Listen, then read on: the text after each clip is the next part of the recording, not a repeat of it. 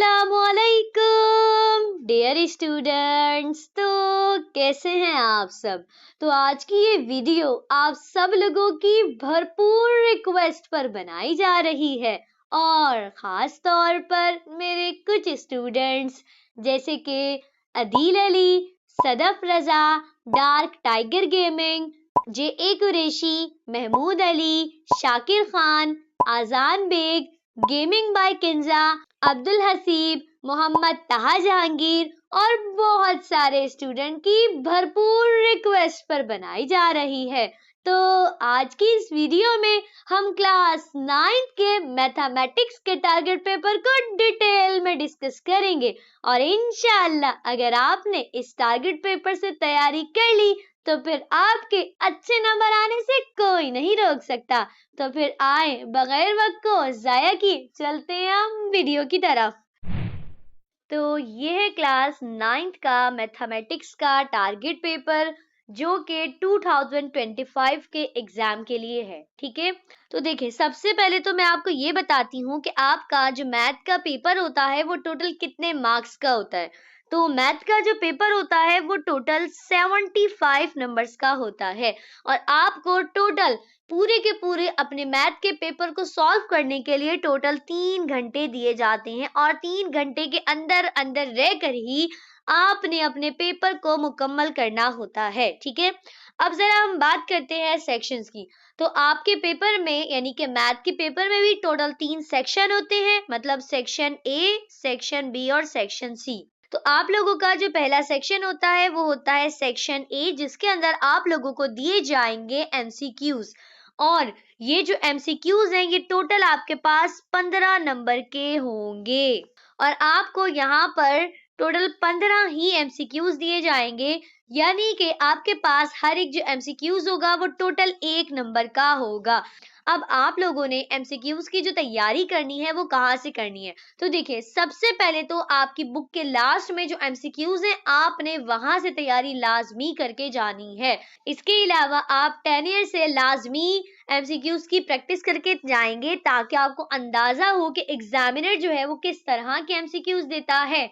इसके अलावा अगर आपको कहीं से भी ना प्रैक्टिस एमसीक्यूज मिलते हैं मैथ के तो आप उनकी प्रैक्टिस करें। देखिए मैथ में आप जितने ज्यादा एमसीक्यूज की प्रैक्टिस करेंगे ना आपको नंबर लेना भी उतना आसान हो जाएगा, क्योंकि देखिए आपके पास सिर्फ और सिर्फ 15 नंबर के एमसीक्यूज है। तो सोचिए अगर आप ये एमसीक्यूज गलत करते हैं तो आपके 15 नंबर तो यूं ही चले जाएंगे, तो कोई फायदा तो नहीं होगा ना। तो इससे बेहतर है कि आपको जहां से भी प्रैक्टिस एमसीक्यूज मिलते हैं बस आप उनकी तैयारी करना शुरू कर दें। ठीक है, अब जरा हम बात करते हैं सेक्शन बी की। तो आपके पास जो पूरा का पूरा सेक्शन बी होता है वो टोटल 30 नंबर्स का होता है। ठीक है, और आपको टोटल शॉर्ट क्वेश्चंस कितने करने होते हैं। तो देखें आपको कोई बहुत ज्यादा शॉर्ट नहीं करने पड़ते हैं, आपको जस्ट 6 क्वेश्चंस को अटेम्प्ट करना होता है। अब सवाल ये पैदा होता है कि आपको टोटल दिए कितने क्वेश्चन जाएंगे।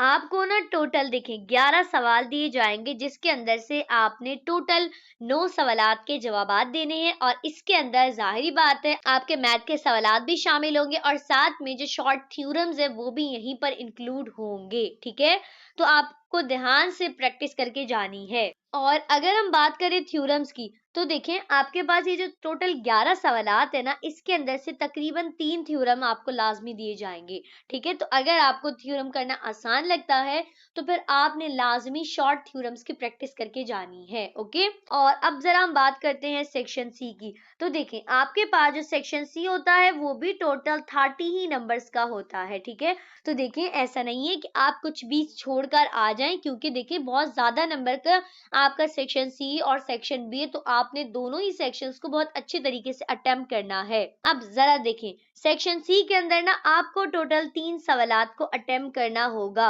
और आपको अगर हम बात करें कि दिए कितने जाएंगे, आपको ना टोटल 6 सवालात दिए जाएंगे और उसमें से आपने जस्ट 3 सवालात के जवाबात देने हैं। तो अच्छा है आपके पास पूरे के पूरे 3 सवालात की चॉइस आएगी, क्योंकि आपके पास ना एक सवाल और में भी आएगा। बस मेन फोकस रखिएगा अपना प्रैक्टिस के ऊपर। ओके, जरा अब हम बात करते हैं टारगेट पेपर की, क्योंकि आप लोगों की इतनी डिमांड आ रही थी कि भाई मैथ का टारगेट पेपर बना दे, मैथ का टारगेट पेपर बना दे। तो ये जो टारगेट पेपर है ना, मैंने ये चैप्टर वाइज बनाया है ताकि आपको किसी भी किस्म का मसला ना हो, और साथ साथ मैं आपको बताती जाऊंगी कि वो कौन से मोस्ट इंपॉर्टेंट क्वेश्चंस हैं जो कि एग्जाम में लाजमी आते हैं। अब एक और बात मैं पहले बता दूं, मैंने ना इस टारगेट पेपर में कोई एक्स्ट्रा सवालात को बिल्कुल भी इंक्लूड नहीं किया है कि आप परेशान हो कि आपने इतने सारे एक्सरसाइज दे दिए। नहीं, बिल्कुल नहीं।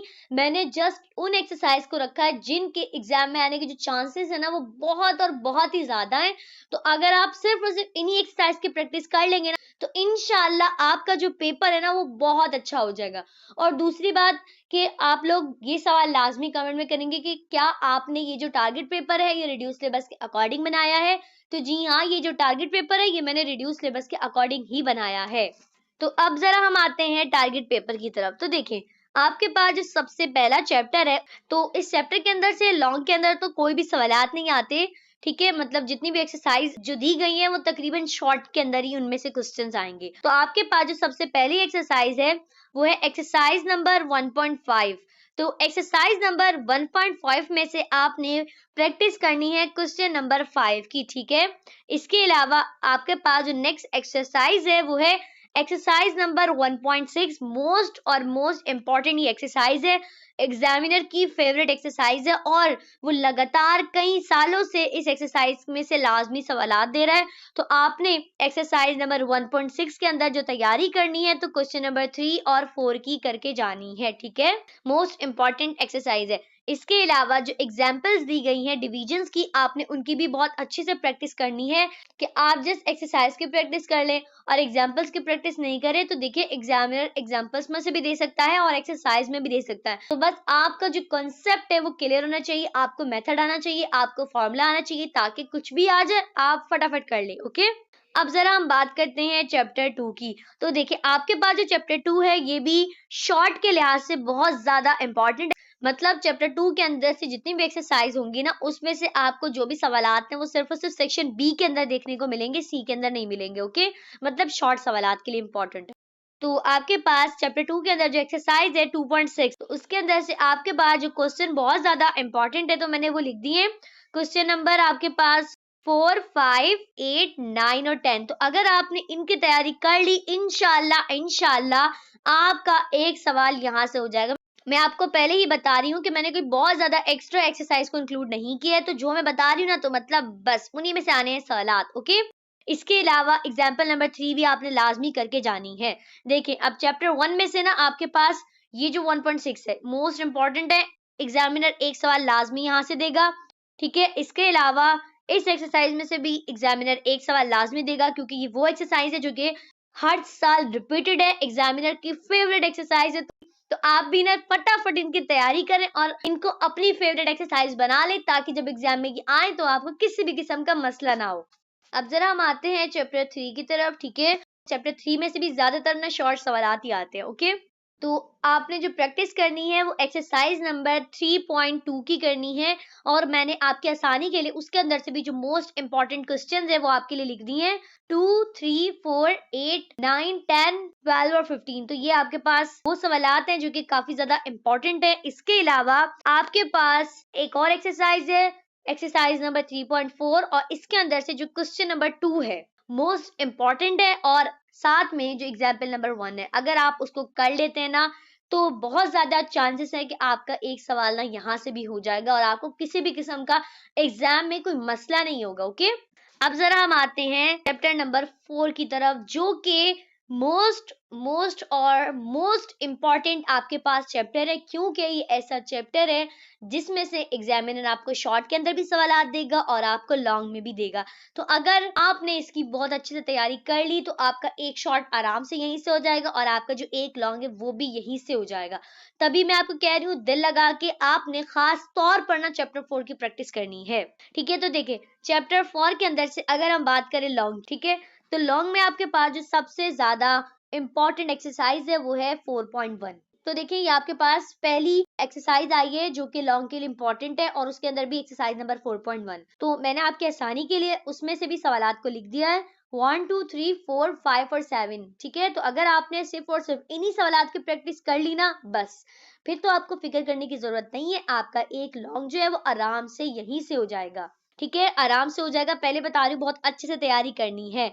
अब जरा हम बात करते हैं एक्सरसाइज नंबर 4.2 की। ठीक है, इसके अंदर से भी आपने तैयारी करनी है। क्वेश्चन नंबर 1 2 3 और 4 की ये भी एग्जामिनर लॉन्ग में पूछ सकता है आपसे, मतलब वो मिक्स करके थोड़ा सा पूछते हैं ना। तो इसी तरह आप जरा बात करते हैं एक्सरसाइज नंबर 4.4 की। तो उसके अंदर से सिर्फ ये दो सवाल आपके पास इंपॉर्टेंट है, क्वेश्चन नंबर 1 और क्वेश्चन नंबर 2। तो आपने सिर्फ और सिर्फ इन्हीं की तैयारी करनी है। ओके, देखिए आपके पास ना ये वाहिद एक्सरसाइज है जिसके अंदर से ना आपको थोड़े से ज्यादा सवालात की तैयारी करनी पड़ेगी, क्योंकि जाहिर बात है ये है भी तो मोस्ट इंपॉर्टेंट एक्सरसाइज। ठीक है, तो आपके पास अब आते हैं जरा एक्सरसाइज नंबर 4.5 की तरफ। ठीक है, ये भी जाहिर बात है लॉन्ग में, इसमें से भी एग्जामिनर एक सवाल दे देगा, तो बस आपने सिर्फ दो सवालात की प्रैक्टिस करनी है, क्वेश्चन नंबर 1 और 2। ठीक है, अब बात करते हैं शॉर्ट की। तो शॉर्ट के अंदर जो मोस्ट इंपॉर्टेंट एक्सरसाइज आपको देखने को मिलेगी वो है एक्सरसाइज नंबर 4.6, और उसमें से भी सिर्फ आपने इन तीन क्वेश्चंस की तैयारी करनी है, 4 5 और 6 बस। और अगर हम बात करें एक्सरसाइज नंबर 4.7 की,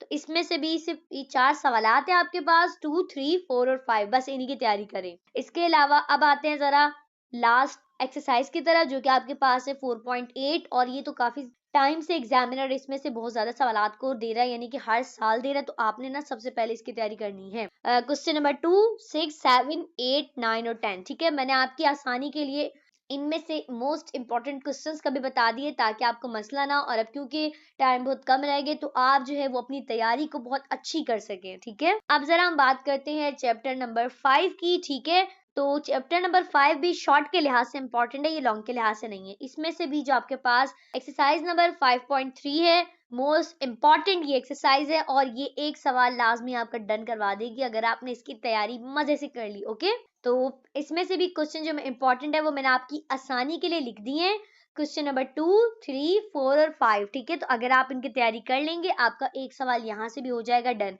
इसके अलावा मैं आपको पहले बता चुकी हूँ कि आपने एग्जाम्पल्स की प्रैक्टिस भी करनी है, तो साथ में एग्जाम्पल्स भी बता दिया आपको, एग्जाम्पल नंबर 1 2 3। ठीक है, क्योंकि एग्जामिनर एग्जाम्पल्स में से भी दे सकता है और एक्सरसाइज में भी दे सकता है। बस आपका जो कॉन्सेप्ट है वो क्लियर होना चाहिए, आपको एग्जैक्ट फॉर्मूला पता होना चाहिए, स्ट्रक्चर पता होना चाहिए, सॉल्व कैसे करना है वो आना चाहिए, तो फिर तो कहीं से भी आ जाए आपने कर ही लेना है। अब जरा हम चलते हैं चैप्टर 6 की तरफ। तो ये है आपके पास चैप्टर 6। ठीक है, और चैप्टर 6 के अंदर से जो मोस्ट इंपॉर्टेंट एक्सरसाइज है आपके पास, तो वो आपके पास है 6.1, और उसके अंदर से भी जो आपके पास क्वेश्चन नंबर 5 है ना, आपने जस्ट उसी की प्रैक्टिस करनी है।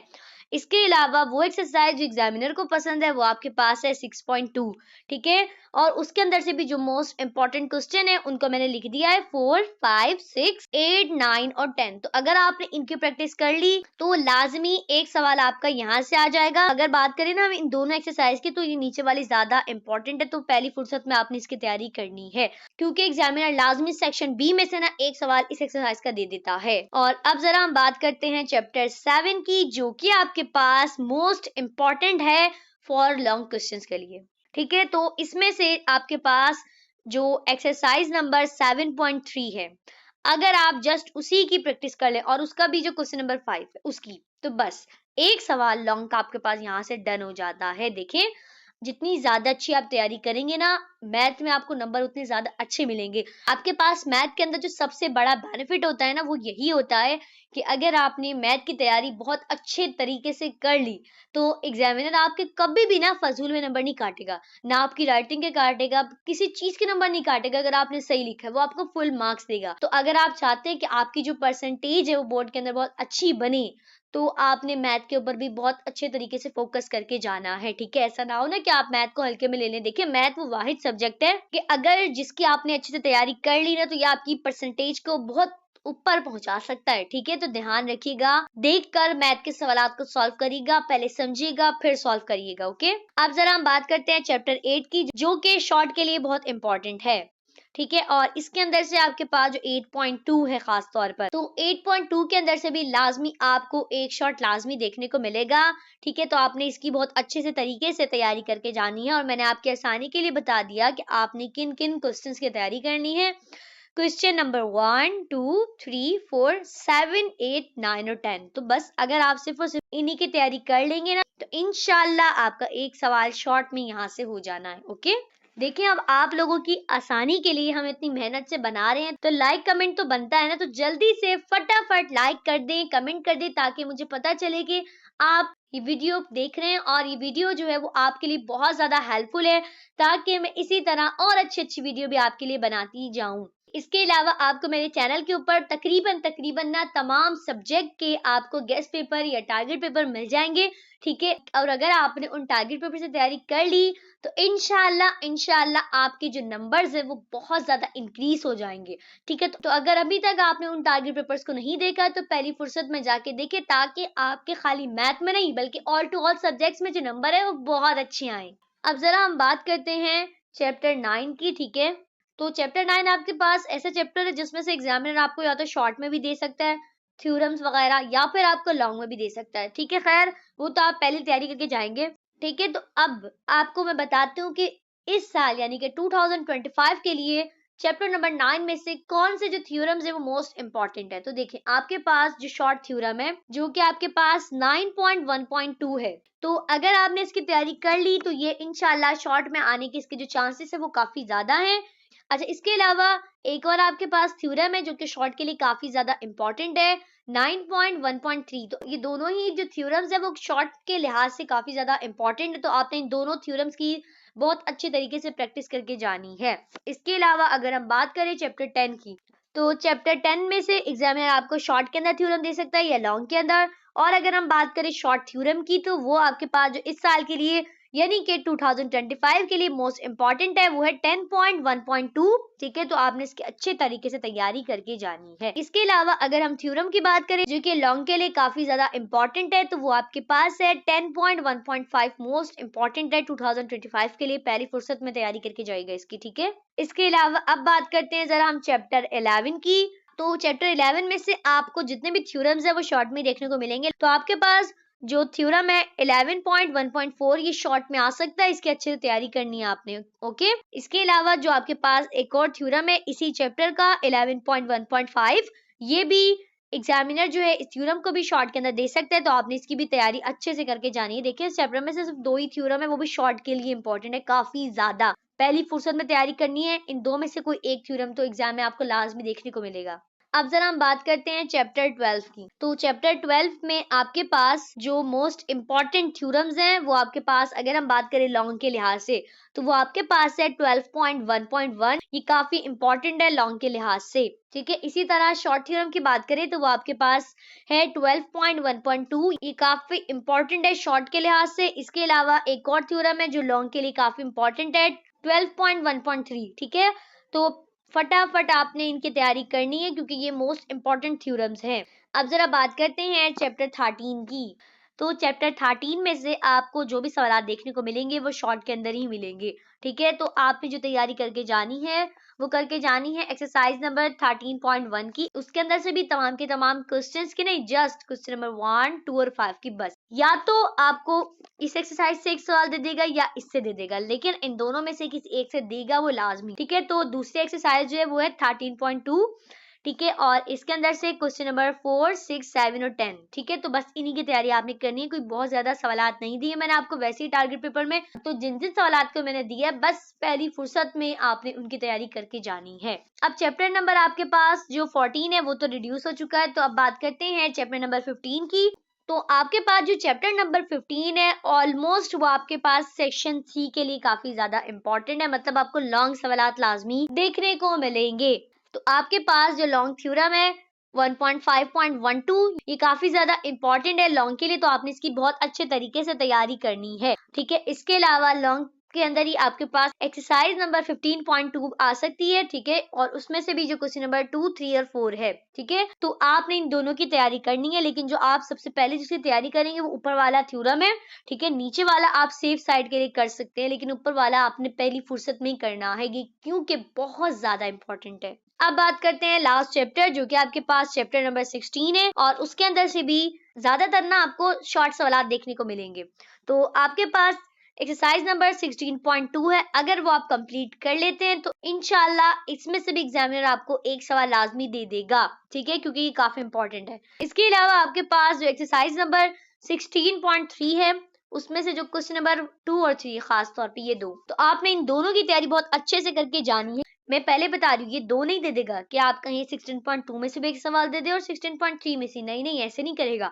वो इन दोनों एक्सरसाइज में से कोई एक सवाल आपको दे देगा, लेकिन आपने करनी दोनों की प्रैक्टिस है, ताकि अगर एग्जामिनर 16.2 में से दे दे कोई सवाल तो वो भी आपको आता हो, और अगर वो दे दे 16.3 में से तब भी आपको आता हो, ठीक है।